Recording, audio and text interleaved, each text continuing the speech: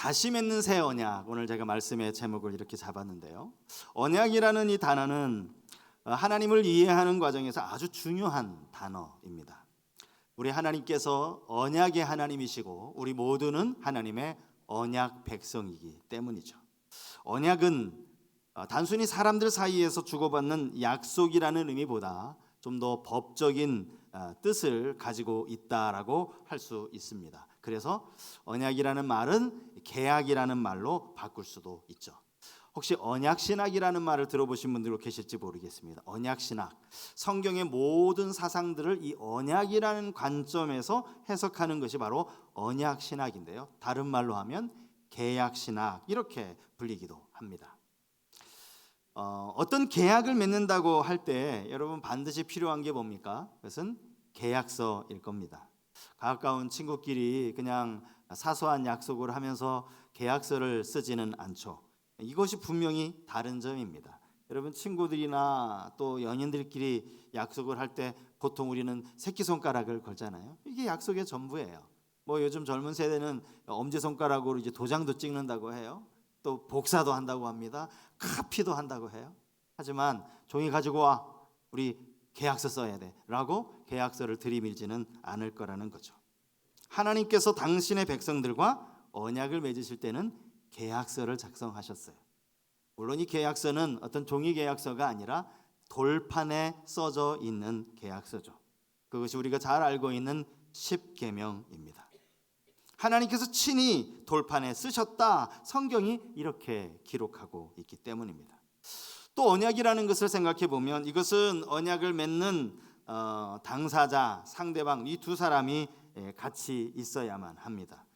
물론 자기 혼자 스스로 다짐하는 것도 뭐 혼자만의 약속, 자기 자신과의 약속이라고 말할 수 있겠지만 진정한 의미에서 언약은 언약을 맺는 당사자, 서로 다른 두 객체가 존재해야 한다라는 겁니다. 모세와 맺은 이 옛 언약이 그러했죠. 이 옛 언약의 당사자는 이스라엘 백성과 여호와 하나님이셨습니다. 신명기 4장 14절에 보면 13절에 보면 이런 말씀이 나와요. 여호와께서 그의 언약을 너희에게 반포하시고 너희에게 지키라 명령하셨으니 곧 십계명이며 두 돌판에 친히 쓰신 것이라. 하나님께서 언약을 맺으셨는데 그 언약의 내용이 십계명 돌판에 쓰신 계명이다라고 말씀을 하고 있습니다. 이스라엘 백성들은 이 언약을 통해서 이 계명의 말씀을 지켜야만 했습니다. 그 지키는 자들에게는 천대까지 은혜를 베풀 것이다, 하나님이 그렇게 약속하시죠. 또 레위기서 26장 12절에 보면 하나님이 이런 말씀을 하세요. 나는 너희 중에 행하여 너희의 하나님이 되고 너희는 내 백성이 될 것이니라. 하나님 편에서 이 계약에 대한 약속이라 할 수 있죠. 너희들이 이 계명을 잘 지키면 이제 나는 너희의 하나님이 될 것이고 너희는 내 백성이 될 것이다. 저는 이 구절을 가만히 생각하면 생각할수록 얼마나 은혜가 되는지 몰라요. 여러분, 내가 하나님의 자녀라는 사실을 여러분 깊이 한번 묵상해 보십시오. 내가 이 온 우주 만물을 창조하고 다스리시는 그 하나님의 아들, 딸이라는 이 사실을 곰곰이 묵상해 보세요. 그러면 아마 가슴이 벅차오르실 거예요. 이게 하나님의 약속입니다. 그런데 아쉬운 것은 이 언약이 깨져버리고 말았다는 거예요. 계약서는 썼는데 그 계약서가 파기되고 만 겁니다. 여러분, 계약이 어느 때 깨집니까? 계약을 맺는 당사자 그 둘 중에 어떤 한 사람이 그 계약의 내용을 지키지 못하면 저절로 이 계약은 무효가 되어버리는 거예요. 아무리 열심히 정성껏 계약서를 기록했더라도 이 계약서는 이제 더 이상 아무 쓸모없는 휴지 조각이 되어버리고 마는 것이죠. 이스라엘 백성들, 오늘 본문이 말씀하고 있는 그들이 이 언약을 깨뜨리고 말았습니다. 본문 32절에 보면 이런 말씀이 나옵니다. 내가 그들의 남편이 되었어도 그들이 내 언약을 깨뜨렸음이라. 여호와의 말씀이니라.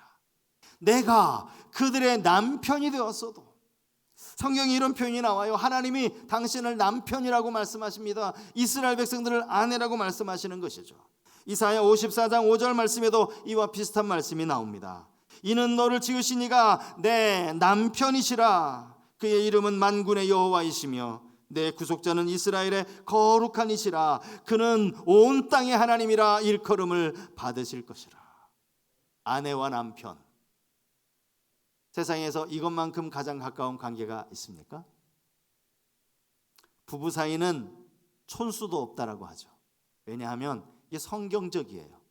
성경에 둘이 한 몸을 이루라 라고 말씀을 하고 계셨기 때문입니다. 한 몸이니 어떻게 나눌 수가 있습니까? 그런데 이 부부 사이에 지켜져야 하는 가장 기본적인 이 정절까지 깨트린 것이 바로 이스라엘 백성이었습니다. 하나님께서 친히 돌판에 쓰신 계명 10가지의 이 계명 중에 여러분 첫 번째 계명 기억하십니까? 너는 내 외에 다른 신을 두지 말지니라. 이스라엘 백성들이 이 첫 번째 언약부터, 맨 처음 하나님이 기록하신 이 언약부터 어기기 시작했어요. 그래서 하나님 외에 다른 신, 우상을 섬기기 시작한 것이죠. 구약의 역사는 한마디로 이스라엘 백성들, 택함받은 백성들의 죄악의 역사다, 이렇게 이야기해도 틀리지 않을 것 같습니다. 우리는 늘 사사시대를 생각하면서 이스라엘 백성들이 죄짓고 또 하나님이 징계하시니까 금방 회개했다가 또 다시 죄짓고 또 회개하고 이 반복되는 이야기가 사사시대만 있었을 거라고 생각하는데 여러분 그렇지 않아요. 사사시대가 끝나고 이제 이스라엘의 왕이 세워집니다. 왕정시대가 도래하죠. 그때도 역시 마찬가지였습니다. 분열왕국 시대, 다윗과 솔로몬이 죽고 이제 왕국이 둘로 분열돼요. 여러분 북쪽 이스라엘을 다스리던 왕, 통치하던 왕이 총 19명이라는 이야기 아마 알고 계실 겁니다. 그리고 그 19명의 왕 중에 선한 왕은 한 명도 없고 모두가 다 악한 왕이었다라는 이야기도 아마 알고 계실 거예요. 아니 BC 722년에 아수르에 의해 멸망을 당하기까지 도대체 이스라엘에 19명이나 되는 왕이 있었는데 이게 뭐 다른 민족도 아니고 이방인들도 아니고 다 아브라함의 후손들이고 다 다윗의 혈통인데 그렇게 세워진 왕이, 한 나라의 지도자가 어떻게 한 사람도 선한 왕이 없이 다 악할 수 있는가? 여러분 이런 의문이 들지 않으셨습니까? 여기서 하나님이 보시기에 악하다라는 것은 이게 어떤 정치를 잘못했다라는 의미라기보다는 영적으로 악하다라는 의미예요. 하나님 보시기에 악하다라는 것은 그들이 하나님과의 언약을 깨뜨렸다라는 것이죠. 우상을 섬겼다라는 겁니다. 남왕국 유다도 마찬가지예요. 남왕국 유다에는 총 20명의 왕들이 세워졌죠. 그 20명 가운데 8명의 왕을 선한 왕이라고 그렇게 평가를 합니다. 반도 안 돼요. 20명 중에서. 이렇게 8명만 선한 왕이라고 말할 수 있는 그 기준도 하나님과의 관계예요. 하나님과의 관계. 왕들 중에 행정적으로 아주 탁월해가지고 관료 조직이라든지 모든 조직들을 철저하게 아주 꼼꼼하게 잘 세우는 왕이 왜 없었겠습니까? 군사적으로 탁월해서 군대 조직을 강화하고 훈련을 강화하고 그래서 튼튼한 나라, 어떤 전쟁을 벌이든 이길 수 있는 막강한 나라로 만든 왕이 왜 없겠어요?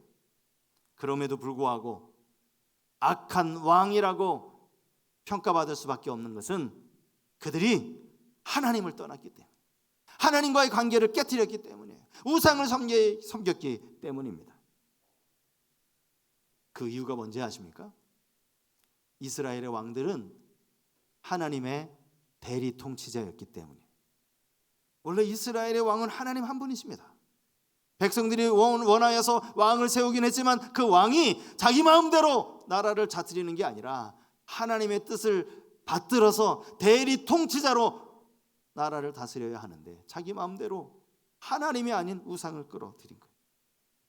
어쨌든 간에 이렇게 옛 언약이 끊임없이 깨어진, 계속해서 깨어진 겁니다.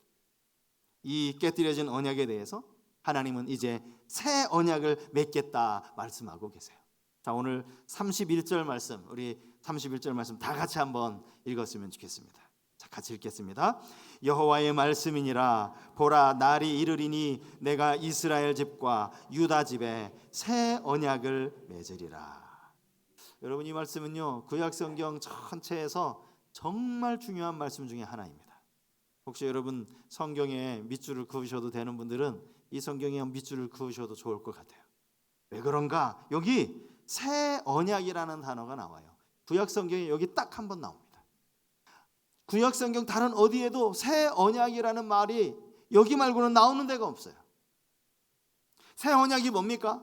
이스라엘 백성들이 깨뜨린 그 옛 언약을 대신하는, 효력을 잃어버린 그 옛 언약에 대해서 하나님이 새롭게 맺으시는 언약이 바로 새 언약이에요. 그러면 과연 이 새 언약은 어떤 언약인가? 옛 언약과 무엇이 다른 것인가? 오늘 몇 가지를 오늘 본문을 통해서 한번 생각해 보려고 하는데, 첫 번째는요, 이 새 언약은 마음에 기록한 언약이에요. 마음에 기록한 언약. 33절 말씀 제가 읽어드리겠습니다. 그러나 그날 후에 내가 이스라엘 집과 맺을 언약은 이러하니 곧 내가 나의 법을 그들의 속에 두며 그들의 마음에 기록하여 나는 그들의 하나님이 되고 그들은 내 백성이 될 것이라. 여호와의 말씀이니라. 마음에 기록하시겠다는 거예요. 여러분, 옛 언약은 어디에 기록했죠? 돌판에 기록했어요. 하나님이 직접 쓰신 돌판, 계명이 기록되어진 이 돌판, 하나님은 이것을 2번씩이나 기록하셔야만 했습니다. 그 이유는 첫 번째 돌판을 모세가 깨뜨렸기 때문이에요. 하나님이 친히, 돌판도 하나님이 만드셨다라고 성경에 나와요. 그리고 친히 쓰신 그 계명을 받아가지고 내려오던 모세가 저 산 밑에서 백성들이 금송아지를 앞에 놓고 거기에 절하고 마시고 춤추며 노는 것을 보면서 모세가 얼마나 화가 났든지, 아니 이 돌판을 집어 던져버린 거예요. 그래서 깨어졌습니다. 하나님은 다시 모세에게 돌판을 가지고 와라. 그래서 2번째로 직접 다시 돌판에 율법을 기록해 주시죠. 계명을 기록하십니다. 여러분, 그렇게 2번씩이나 하나님이 돌판에 계명을 기록하셨으면 뭐합니까? 첫 번째는 모세가 그냥 화가 난 나머지 깨뜨렸으니까, 여러분 2번째 받아온 돌판을 모세가 얼마나 이 조심하면서 이 돌판을 가지고 내려왔겠습니까? 절대 떨어뜨리면 안 되고 절대 먼지 묻으면 안 되고, 그래서 이 돌판을 어디다 갖다 놨죠? 언약궤 안에 넣어놨잖아요. 그런데 그렇게 언약궤 안에 잘 모셔놓은 돌판이 정작 이스라엘 백성들의 삶에는 아무런 영향을 미치지 못했다는 거예요. 계명은 나름대로 소중히 여겼는지 몰라요. 그래서 고이 간직을 해놓았는지 모릅니다. 하지만 그들의 삶의 변화는 일어나지 않았어요. 그래서 하나님은 당신의 법을 이제 백성들의 마음에 기록하시겠다, 이렇게 말씀을 하시네요. 여러분, 언뜻 들으면요, 마음의 언약을 기록한다는 말이 무슨 말인가 싶습니다. 이 말은 백성들로 하여금 절대 잊어버리지 못하도록 하나님께서 그들의 마음에 이 언약을 새기시겠다, 이런 의미이기도 하고요. 더 나아가서는 우리의 마음을 새롭게 하시겠다, 이런 의미도 담겨 있습니다. 에스겔서 11장 19절 이하의 말씀을 보면 여기 이런 말씀이 있습니다. 내가 그들에게 한 마음을 주고 그 속에 새 영을 주며 그 몸에서 돌 같은 마음을 제거하고 살처럼 부드러운 마음을 주어 내 율례를 따르며 내 규례를 지켜 행하게 하리니 그들은 내 백성이 되고 나는 그들의 하나님이 되리라. 오늘 본문에 읽은 이 뒷부분, 그들은 내 백성이 되고 나는 그들의 하나님이 되리라, 똑같은 말씀이 에스겔서에도 나오죠. 여기 한 마음을 주겠다, 사람의 마음이 하나인데 또 마음을 주시겠다라는 게, 이 말이 의미하는 게 뭡니까? 우리 안에 돌 같은 마음, 딱딱하게 굳은 이 마음을 제거해 버리고 다시 살처럼 부드러운 마음으로 바꿔주시겠다, 이런 의미의 말씀이죠. 우리의 마음을 바꾸시겠다라는 거예요. 사실 여러분, 율법이라는 건, 율법 자체는 아무런 문제가 없거든요. 문제는 백성들이 이 가지고 있는 죄의 본성, 이게 문제였거든요. 하나님이 이스라엘 백성들에게 율법을 수여하실 때 그 장면을 우리가 상상해 보면요, 그 얼마나 두렵고 얼마나 떨리는 자리였을까, 이런 생각을 합니다. 하나님께서 모세를 통해서 율법을 가르치시면서 하나님이 이런 말씀도 하시잖아요. 너희들이 이 언약의 말씀을 지키면 내가 1000대까지 은혜를 베풀 것이다. 하지만 너희가 이 언약의 말씀을 지키지 않으면 그 죄를 3, 4대에까지 갚겠다 말씀하셨어요. 얼마나 두렵고 떨리는 말씀이에요. 아무리 두렵고 떨리는 말씀으로 이 돌판 일폰 이 정말 잘 간직해야 된다라고 그렇게 마음을 가졌지만 그들의 마음이 죄로 물들어 버린 거예요. 하나님이 그 마음을 바꾸시겠다라고 지금 말씀을 하시는 거예요.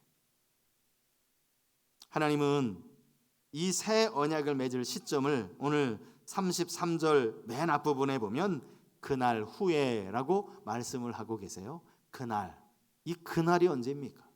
그날 후가 언제입니까? 성경학자들은 바로 이 그날 후가 예수 그리스도께서 오시는 복음 시대라고 그렇게 예언을 합니다. 사실은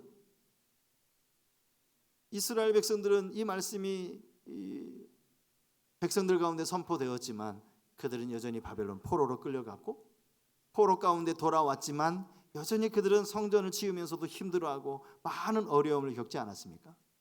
그날 후는 예수 그리스도께서 오시는 복음 시대, 신약 시대를 의미한다는 거예요. 그러면 여러분, 주님 이미 오셨잖아요. 2000년에 우리 가운데 오시지 않았습니까? 우리가 지금 새 언약 시대를 살아가고 있어요.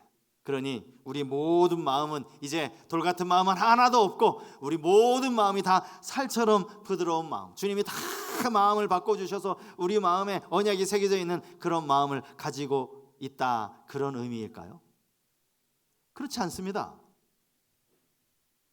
율법을 통해서는 우리의 죄 문제를 해결할 수가 없었는데, 아예 우리가 아무리 노력해도 이 죄 문제를 해결할 수가 없었는데, 계명을 지킬 수가 없었는데 하나님이 이 계명을 지킬 수 있는 길을 열어주셨다라는 그 의미지, 자동적으로 우리 모두의 마음이 새로워졌다라는 그런 의미는 아니라는 거예요. 구원의 길이 열렸다고 누구나 다 구원받습니까? 그렇지 않아요. 예수 그리스도가 오기 전까지는 우리 인간의 힘으로는 구원받을 방법이 없었어요. 아무리 선하게 살아도, 아무리 깨끗하게 살아도, 정직하게 살아도 우리 안에 있는 이 죄성 때문에 말이죠. 누구나 죄인이에요. 예수 그리스도께서 오심으로 말미암아, 십자가를 지심으로 말미암아 의롭게 되어지는 길이 열렸다는 말씀이지, 자동적으로 다 의롭게 되었다라는 의미는 아니죠. 우리가 잘 알고 있는 이 말씀, 그런즉 누구든지 그리스도 안에 있으면 새로운 피조물이라. 이전 것은 지나갔으니 보라 새 것이 되었도다. 여기 새 것이 되었도다, 새로운 피조물이라라는 말씀, 우리 모두에게, 누구나 다, 모든 사람들에게 해당되는 말씀이 아닙니다. 전제가 있어요. 그리스도 안에 있으면. 그리스도 안에 있을 때 새로운 피조물이지, 주님이 오신 것이 나랑 아무 상관이 없다라고 말하는 사람들은 여전히 주님과 상관없는 사람들이라는 거죠.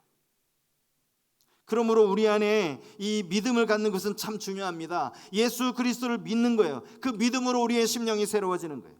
바울이 에베소 교회 성도들 향하여서 이런 권면을 하지 않았습니까? 에베소서 4장 23절 말씀이에요.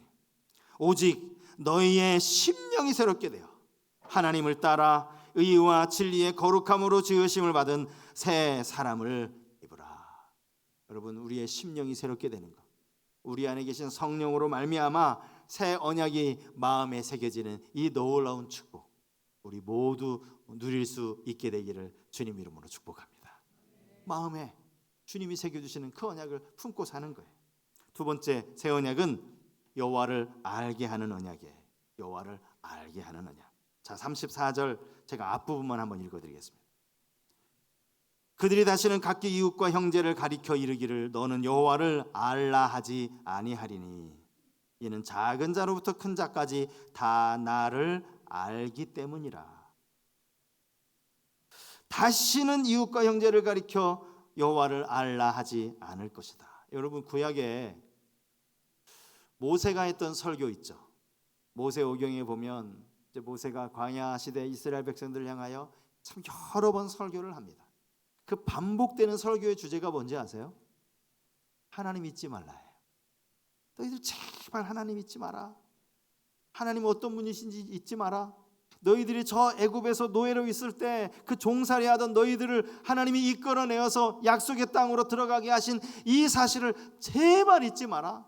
여러분, 잊지 말라고 그렇게 강조하는 이유가 뭡니까? 이스라엘이 시시때때로 하나님 잊어버리거든요. 원망하고 불평하고 이게 하나님을 잊어버렸기 때문에 나오는 행동 아닙니까? 그럼 그런가 하면 여호수아 시대에는 이스라엘 백성들을 이끌고 실제로 이제 가나안 땅에 들어갔단 말이죠. 가나안 정복 전쟁에 승리를 했단 말이죠. 각 지파별로 땅을 분배까지 다 맞춰졌단 말이에요. 그런데 여호수아의 걱정도 또 마찬가지예요. 너희들 여호와를 잊지 말아라. 여호와 잊어버리면 안 된다. 이제 배부르고 등 따숩고 그러면 하나님이 잊어버리게 될 텐데 절대 하나님을 잊어버리지 말아라. 구약의 많은 선지자들, 제사장들이 끊임없이 외친 메시지가 뭡니까? 여호와를 알자. 힘써 여호와를 알자. 하나님을 알자라는 거예요. 계속 하나님을 그들이 자꾸 잊어버리니까 이 말씀을 반복했던 거죠. 이들이 어떻게 하나님을 잊어버렸는가? 여러분, 저는 이 구절을 읽을 때마다 하나님의 마음이 참 아프셨겠구나, 그런 생각이 들어요. 그게 뭐냐면 이사야 1장 3절에 나오는 말씀이에요. 소는 그 임자를 알고 나귀는 그 주인의 구유를 알 것만은 이스라엘은 알지 못하고 나의 백성은 깨닫지 못하는도다 하였도다. 여러분, 하나님의 마음이 느껴지십니까? 소도 아는데, 소도 나귀도 아는데 이스라엘은 알지 못한다. 이스라엘은 알지 못한다. 근데 하나님이 이제는 여호와를 알라 말씀하실 필요가 없어질 거라는 거예요. 왜냐하면 모든 사람들이 여호와를 알기 때문이라. 여기 작은 자로부터 큰 자까지 모든 사람을 말하는 거예요. 다 여호와를 알게 될 것이기 때문이라는 거예요. 하나님을 잊어버리니까 염려할 필요도 없다라는 거예요. 모두가 다 알게 될 것이라는 것이죠. 여기 알다라는 이 단어는 우리가 단순히 어떤 지식적으로 아는 알미 아니에요. 내가 누구에 대해서 안다라고 하는, 저 사람이 어느 학교 나왔고 어느 집에 살고 있고 가정에 자녀가 몇 명이고 이거를 아는 정도가 아닙니다. 관계를 통하여 하나님을 깊이 있게 아는 거예요. 전인격을 통해서 하나님을 아는 거예요. 그렇게 알게 될 것이다. 알게 될 것이다. 여러분, 이 구절도 근데 마찬가지예요. 하나님이 모든 사람들에게 다 하나님이 어떤 분이신지를 알려주셨나요? 그렇지 않습니다. 끊임없이 성경이 하나님에 대해서 가르치는 이유가 뭡니까? 모두가 하나님을 아는 것이 아니에요. 하나님을 알 수 있는 길이 열려졌지만 여전히 하나님에 대해서 관심이 없는 사람은 하나님을 알 수가 없죠.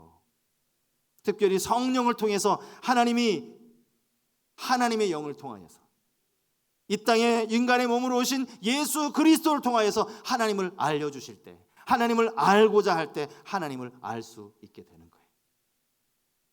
하나님을 알게 된다. 마지막 세 번째 언약은 완전한 죄사함의 언약이라 할 수 있습니다. 완전한 죄사함. 34절의 뒷부분을 제가 또 읽어드릴게요. 내가 그들의 악행을 사하고 다시는 그 죄를 기억하지 아니하리라 여호와의 말씀이니라. 죄를 기억하지 않겠다. 하나님의 말씀이에요. 여러분, 사실 인간이 어찌할 수 없는 문제가 이 죄의 문제 아닙니까? 누구나 죄를 안고 태어났고, 안고 태어난 죄만이 아니라 우리 스스로 짓는 죄가 있어요. 이걸 자범죄라고 부르죠. 우리 인간 모두에게는 이 죄가 있어요. 가르쳐주지 않아도 자동적으로 습득하는 거, 안에 죄성이 있기 때문이에요. 어린 꼬마들에게 여러분 거짓말하라고 가르쳐서 아이들이 거짓말하나요? 아니에요.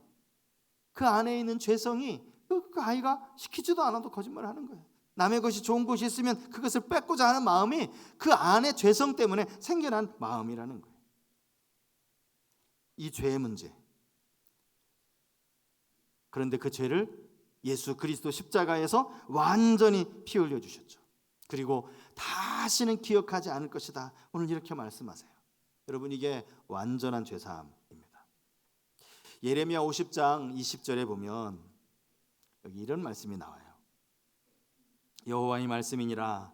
그날 그때에는 이스라엘의 죄악을 찾을지라도 없겠고 유다의 죄를 찾을지라도 찾아내지 못하리니 이는 내가 남긴 자를 용서할 것임이라. 여기 찾을지라도 두 번 나와요. 주어는 누군지 몰라요. 주어는 뭐 나 자신이 될 수 있겠고 타인이 될 수 있을 거예요. 우리 스스로는 자꾸 예전에 지은 죄를 자꾸 우리 안에 그것을 되새기고 내가 그때 이런 죄를 지었어. 내가 내 스스로 죄를 찾아낼 때도 얼마나 많이 있는지 몰라요. 죄를 잊지 못하는 거예요.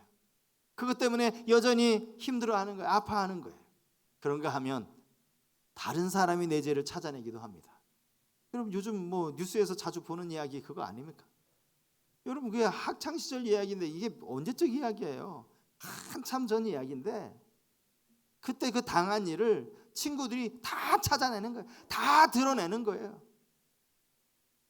내 스스로 찾은 게 아니라 그들이 다 찾아서 이게 얼마나 이 뉴스에서 말이죠. 이 학교 폭력이 문제가 되고 있습니다.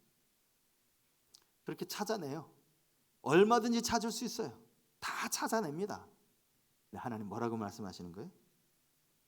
나는 기억이 없는데, 나는 내 죄를 기억하지 않고 있는데, 나는 잘 모르겠는데, 하나님 이렇게 말씀하신다. 기억하지 않겠다라는 의미가 바로 그런 의미입니다. 우리의 죄를 깨끗이 다시 기억지도 않을 만큼 주님이 용서해 주시겠다라는 놀라운 은혜의 말씀이죠.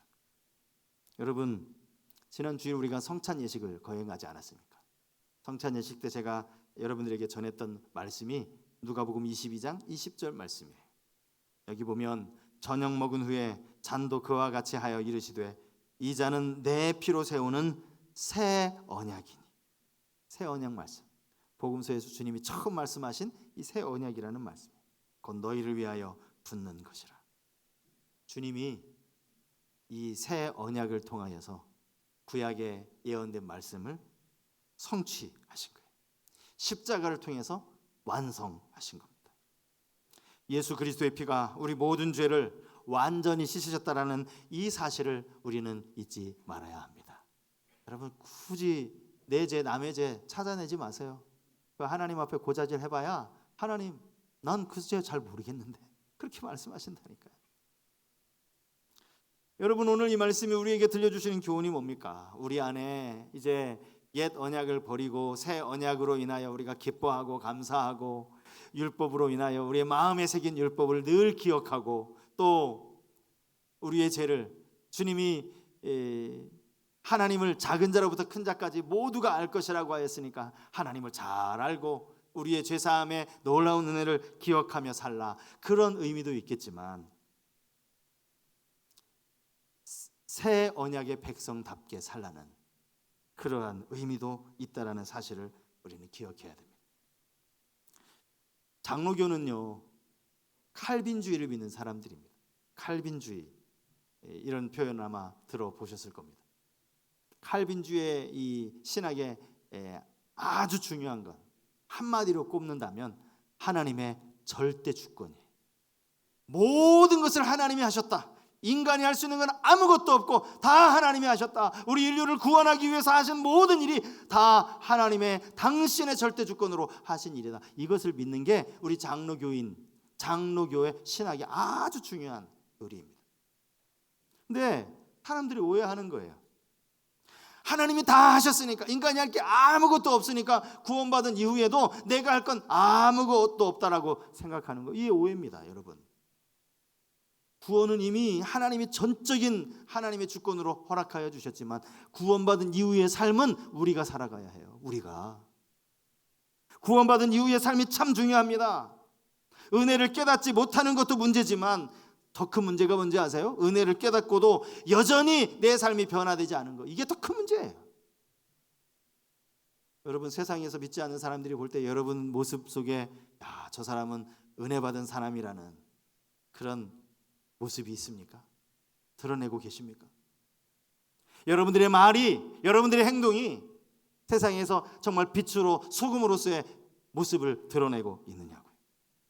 바울은 끊임없이 우리에게 이야기합니다. 너희가 부르심에 합당하게 살아야 된다. 너희가 복음에 합당하게 살아야 된다. 복음에 감사만 하지 말고, 감사는 당연한 거죠. 합당하게 살아야 된다. 믿는 자답게 살아야 된다. 빛으로 살아야 되고 소금으로 살아야 된다. 하나님 부끄럽지 않게 살아야 된다. 오늘 우리가 이 새 언약의 말씀을 들으면서 이 주님이 베풀어 주신 이 언약으로 우리가 기뻐하는 것을 넘어서서 새 언약 백성답게 살아가는 우리의 삶이 되어야 할 줄 믿습니다. 한 주간 여러분, 이 놀라운 새 언약, 주님이 이루어 놓으신 이 새 언약의 백성답게 주님을 드러내시고 주님의 모습을 여러분들의 삶 가운데 나타내시고 주님의 복음을 전하며 살아가실 수 있기를 주님 이름으로 축복합니다.